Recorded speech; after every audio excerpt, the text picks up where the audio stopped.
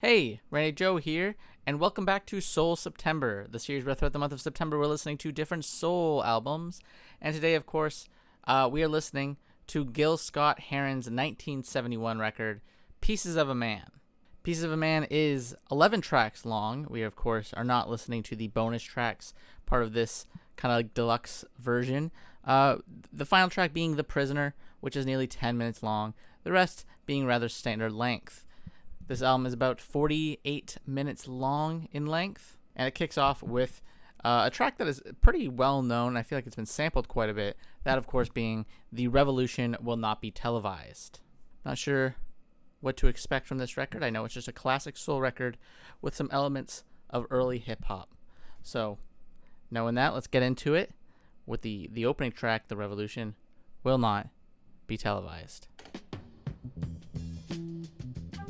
Ooh. Opens right up with a nice drum and bass. And a flute. Just a bit of a shock. You will not be able to stay home, brother. Interruptions. The revolution will not show you pictures. This is that early hip-hop framework and that delivery, that rapping. Oh, that simple bass lick changes in pitch.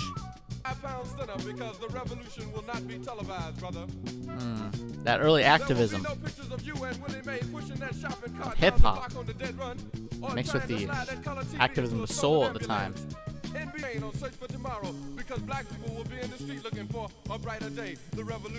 It's like hungry for change. You know, you can hear it. There will be no highlights on the 11 o'clock news and no tornado, white lightning, or white people. You will not have to worry about a dove in your bedroom, the tiger in your tank, or the giant in your toilet bowl. The revolution will not go better with coke. The revolution will not fight germs that may cause kind of fighting against capitalism at the same time. Put you in the revolution will be live. A smooth soul, rap-infused track. Great flute playing as well from Hubert Laws. Just a lot about that track. I feel like, is well-paced, and I feel like it is certainly ahead of its time. Let's go to Save the Children here. I do love Hubert Laws' flute edition on this album. If you're driving through the country on a lazy afternoon, best way to go.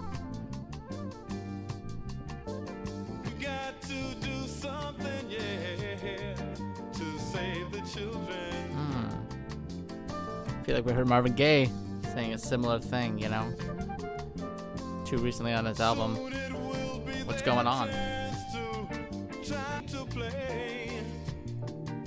Love how kind of slow tempo, laid back delivery this has. Very relaxing.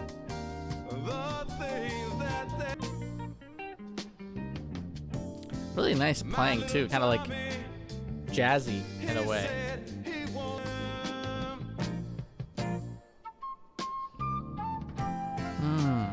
Just like smooth, gentle grooves.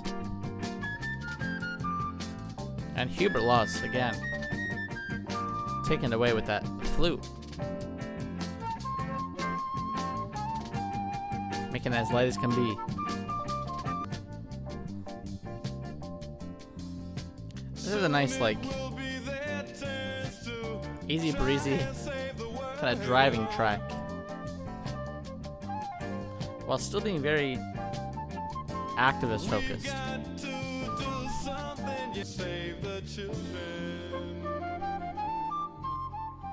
This is a fantastic track, beautiful, just so gentle. Let's go right into Lady Day and John Coltrane. Expecting this to be a nice tribute.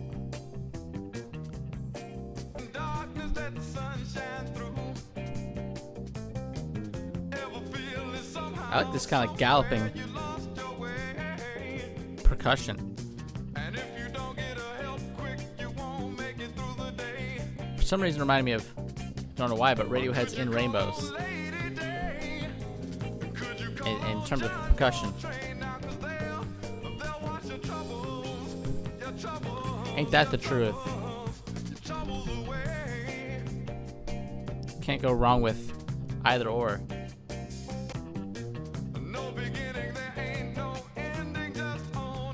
The bass work as well throughout this album has been beautiful from Mr. Ron Carter. Just a nice warm delivery of it.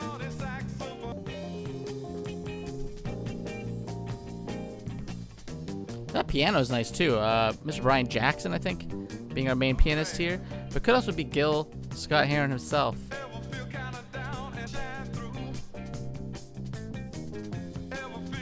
I really like that. I just love the sort of driving nature of this percussion. Well, Gil's voice is super soulful, just warm and soft.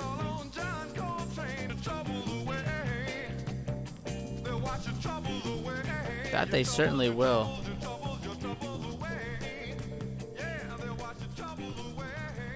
The power of music seems to be the idea here. Just a sense of relief that comes with a great musician, which Gil Scott is in itself. Great track. Love that one. Again, beautifully soulful, kind of just like that classic soul sound. Still felt very forward thinking for the time. I like the jazz element kind of being intertwined too into the mix. Let's go into Home Is Where the Hatred Is, which I believe is the only single from this LP when it came out. This is a classic one. I know this one's got that smoky kind of fall atmosphere.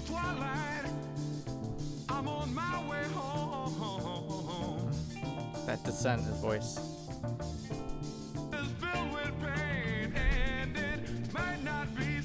Oh. That delivery, the way he kind of rattles it off, just really a great rhythm to it in that vocal delivery.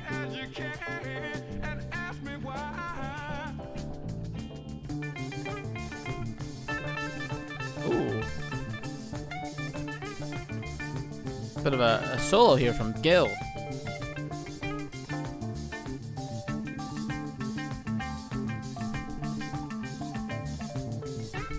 Unless that's Burt Jones.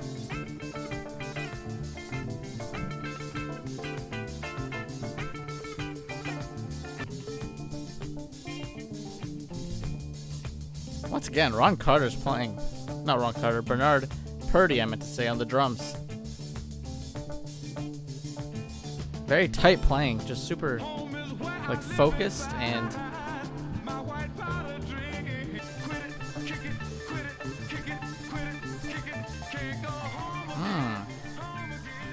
plays out to a long fade. Just a nice rattling kind of delivery there. That one's a classic. I feel like that one is, even though not the most popular track here, I feel like the one I've heard the most featured in other sort of media. I think because it just has a great accessible sound, while still having a very distinct atmosphere that feels entirely unique. Let's go into When You Are Who You Are.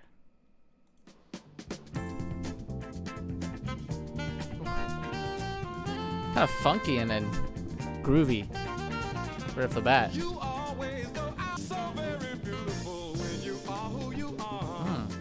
This is a sweet track. This is beautiful. Really kind of romantic in its focus. And the sax playing. Not sure who that is. Hubert Laws. Oh my god, he's still at it.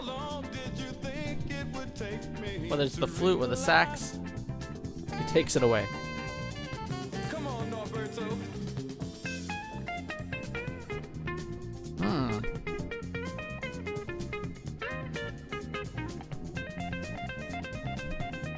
Showing the Alberto here is Burt Jones.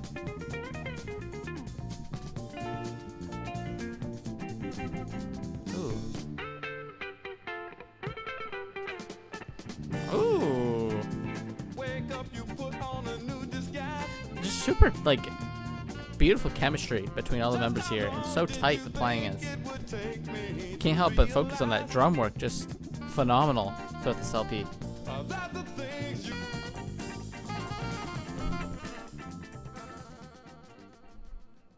just another beautiful soul track. Not too much more to say about it. Just sweeter, more romantic focused. Separate away from the activism a little bit. Let's keep it going to I Think I'll Call It Morning. I'm gonna take myself a piece of sunshine. I love the sense of optimism throughout this album. Super like breezy sunny day soul.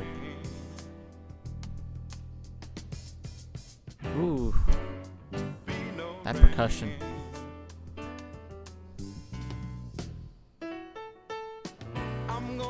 Oh, really just again so tight, the playing wonderful.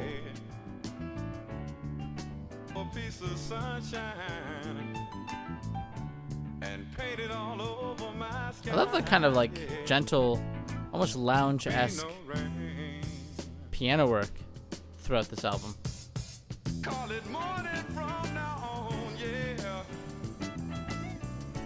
Just super uplifting in its focus.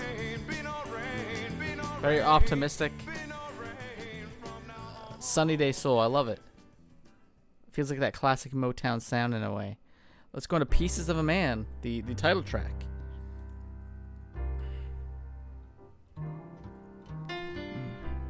Our bass here.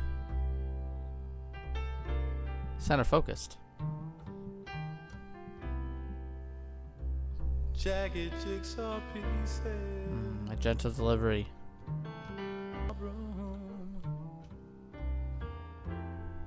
But she didn't know what This one's so dialed back. she could. Very delicate, this one is. She was really sweeping up others today. But he didn't know what he was saying. Being cut loose. Hitting hard times. He could hardly understand that he was the only Our bass is here. And our piano work. A nice coalition of the two.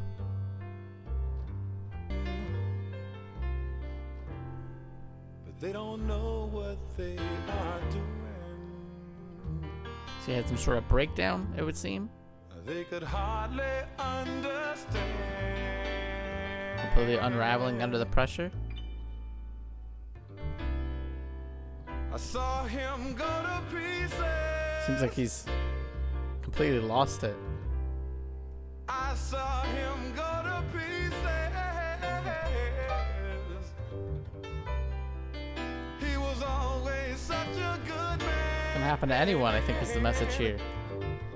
Those hard times. He was always such a strong, strong man. Incredible, powerful track. Very slow and careful in its delivery. Brian Jackson on the piano and Ron Carter on the bass really are the only two instrumental sections of this track. And the two of them together complement one another beautifully. Really adds to this doom and gloom atmosphere. And the delivery, the vocals of Gil Scott-Heron certainly add to that continual sense of sadness and melancholy in the track. That's a beautiful one. Really beautiful. Very vivid imagery. Let's go into A Sign of the Ages. It's a sign from the breeze.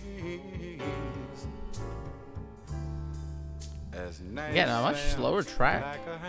Seems like the last few tracks on the album are more like a slow jazz approach.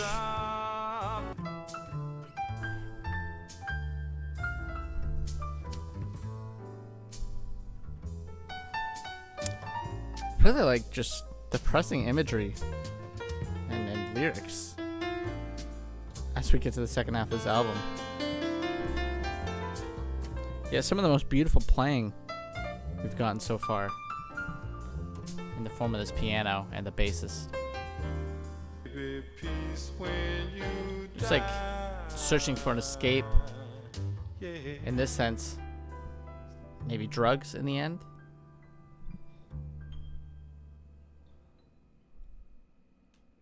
gorgeous track. Jesus, I'm loving the direction, the kind of like mirroring style in the second half of this album. It's crazy. It's breathtaking. Let's keep going. Or Down You Fall. Will it continue the doom and gloom sort of style we've gotten accustomed to? Certainly not as joyful and as soulful as those first few tracks were.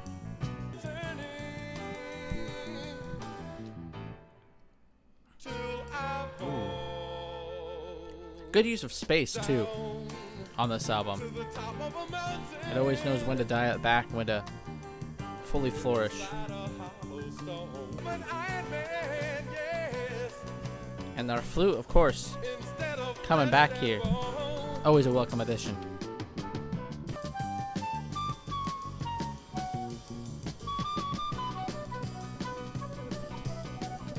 Oh my goodness. Pick up the pace here. And somehow Hubert Laws with his flute. It's like he's attempting to overthrow the rest of the band by showing off.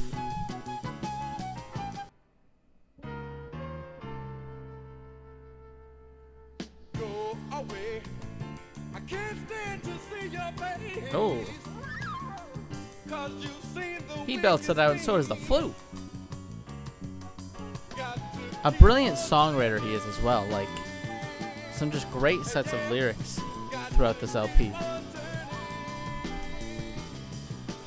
Very poetic, very activist focused, very personal and conscious. Let's keep going. That track was fantastic. Let's go to The Needle's Eye.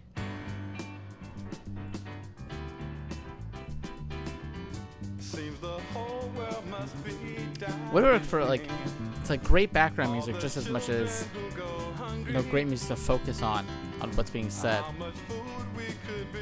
Thanks to the incredible backing band, makes things feel super low key, kind of relaxed.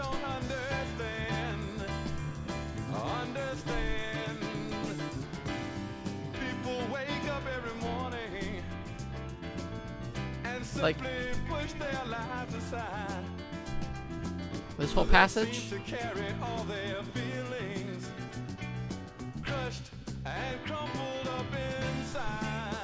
some hard truths in the lyrics, very blunt. And I love how many instrumental passages we're getting on this album, because of how jazzy and kind of jammy it all sounds. These sort of continual instrumental passages are always a nice breath of fresh air. You can just really hear them riffing off one another.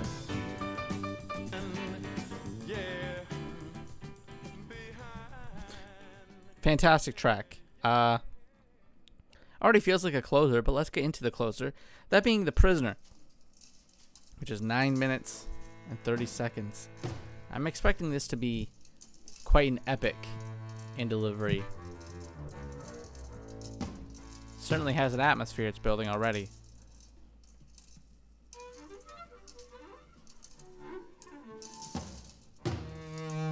Man, it has like a horror tone to it.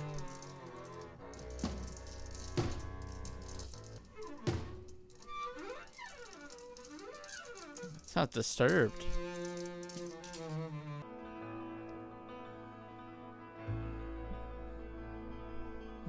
This piano.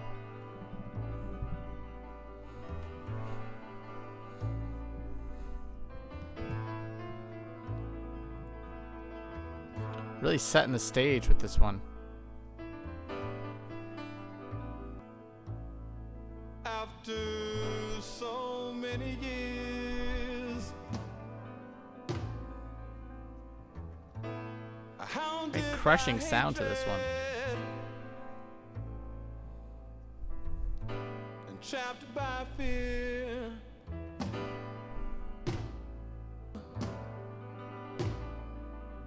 I love the kind of thumping of those drums. I know I slaughter my own. adds to that slow kind of tension being built. And our bassist too. Won't you hear my, I beg you, brothers and sisters, I'm counting on you. Yeah. Our prisoner is pleading, maybe for mercy, for change. Black babies in the womb, shackled and bound. Dealing with prejudice before being born. Who keep smacked on the ass when they're squalling and wet. Perhaps this is a metaphor for black people of America feeling like prisoners to the system, as if they're guilty of something, yet having done no wrong. Can't you hear my plea? Really great songwriting in this one. 'Cause I need somebody, Lord knows, to listen to me. Very raw lyrics and delivery of them. I'm a stranger to my son who wonders why his daddy runs. Yeah.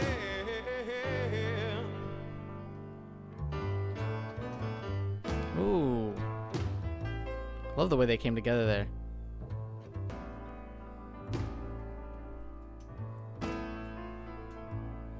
This one's got a really like tense atmosphere throughout. Maybe mimicking the tension of The Prisoner in this sense. Can't nobody see just who Such a and dramatic I am. sort of delivery and tone of the track. Hemmed in by a suit of the morning. I hear my woman cry. Like She knows her man is a prisoner. a prisoner to society, perhaps? To the Won't system? you hear my plea? Yeah, 'cause I need somebody. Yeah.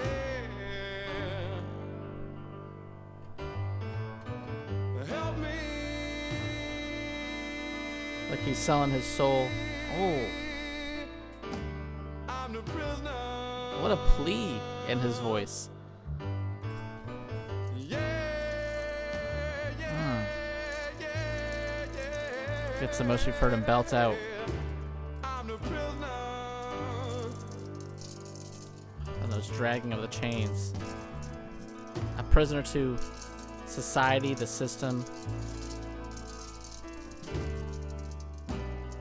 Those who are looking to knock him down based on the color of his skin, from what I gather.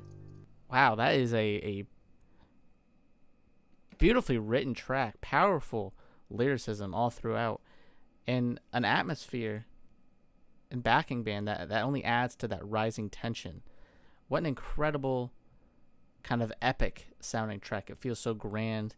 It feels so bigger than itself in a way. Almost like a dramatic movie kind of just played out there. Like it was so huge and magnificent in tone. So tense. And really well paced too. Did not feel like 9 minutes. I feel like the pacing of that one was fantastic. 11 tracks. And I would say that this album is just beautiful, especially in its sequencing, because you have this first half of the album, which is much more optimistic, much more soulful, much more kind of laid back, typical 70s soul that one would expect. Whereas you get to that second half, and it feels like a nice mirror in the way that it is much more brooding, much darker, much more stripped back instrumentation, and a focus on Gil Scott-Heron's incredible songwriting especially once you get to that final track. But even, tracks like Pieces of a Man, the title track, A Sign of the Ages, fantastic songwriting on those ones. But even for the first, half of the album, the songwriting, although not as, I would say, complex, is certainly quite strong. Home is Where the Hatred is a fantastic track for songwriting, for example, while still having that classic soul sound. This is a beautiful LP. Feels like a kind of grand, honest work of art from Gil Scott-Heron. A very vulnerable sounding album as well. And very much ahead of its time, especially with those hip-hop elements in the first track especially, and even arguably The Prisoner feels somehow, in some way, kind of hip-hop oriented. Could be its themes just feeling so ahead of its time and something that became so prevalent in hip-hop culture. That rise of activism, too, which is certainly a hip-hop staple. Well, again, still very soul in tone for the album. Fantastic listen, and definitely deserving of a listen for Soul September. But if you have an album you'd like to suggest for Soul September, whether it be soul, maybe even funk, go ahead and leave it down below, and I'll see if I could squeeze it into the month. However, I already think I know where I'm going to go with the next few videos, so stay tuned. If you're interested, go ahead, subscribe, and like to follow along and listening to more soul albums alongside myself throughout the rest of September. As always, my name is Randy Joe. I appreciate you watching, and I'm signing off.